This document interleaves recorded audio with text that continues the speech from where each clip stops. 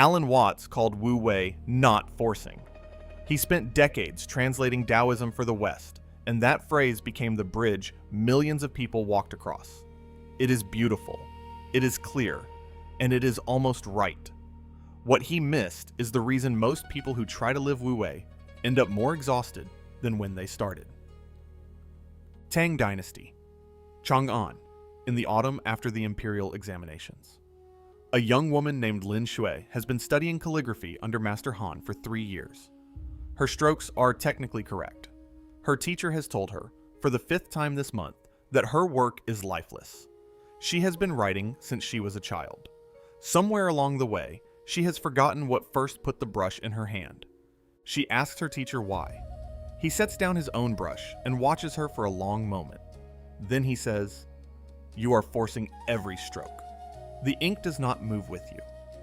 She protests. She has been studying Wu Wei. She knows the principle. She has read the texts. She has slowed her breathing. She has loosened her grip. Master Han nods.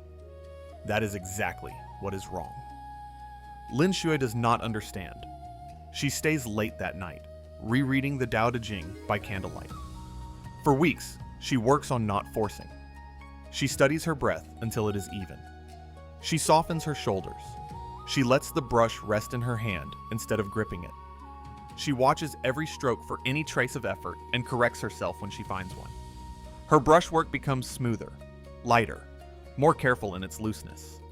She is proud of what she has built. She believes she is finally living the principle. She brings a new piece to Master Han, expecting him to see what she has done.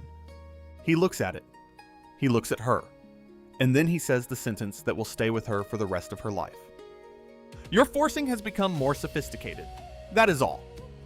Lin Xue stares at him. He picks up her brush. "You have been trying very hard to not try. That is still trying. You have built a more elegant cage." This is the paradox at the heart of Wu Wei. The moment you adopt non-forcing as a method, you have already forced something. You have forced yourself into the shape of someone who does not force. What the classical texts name alongside Wu Wei, and what Western translations often leave behind, is Zìrán.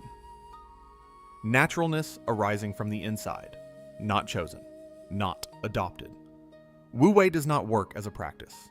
It only appears when Zìrán is already there. You cannot perform spontaneity. You can only stop performing. Lin Xue does not practice for 3 days. She does not try to stop. She just sets the brush down. She walks. She cooks. She sits by the window and watches the courtyard. On the 4th morning, she sees a child crouched in the courtyard, drawing in a puddle with one finger. The child is not loose, not breathing evenly, just drawing. Something in her chest goes quiet. She picks up her brush. Not to practice, to write.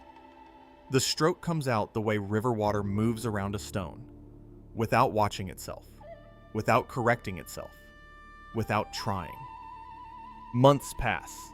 Lin Xue's work changes. Other students ask her how she did it.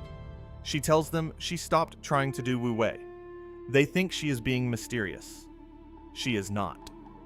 One evening, Master Han passes her at her table. He looks at her brush moving across the page. He does not say anything. He does not need to. The ink is moving with her now, not because she let it, because she finally stepped out of its way. Wu Wei is not something you can adopt. It is what is left when the one who would adopt it has stepped back. Watts was right that it means not forcing. What he could not always show you is that the project of not forcing is itself a force.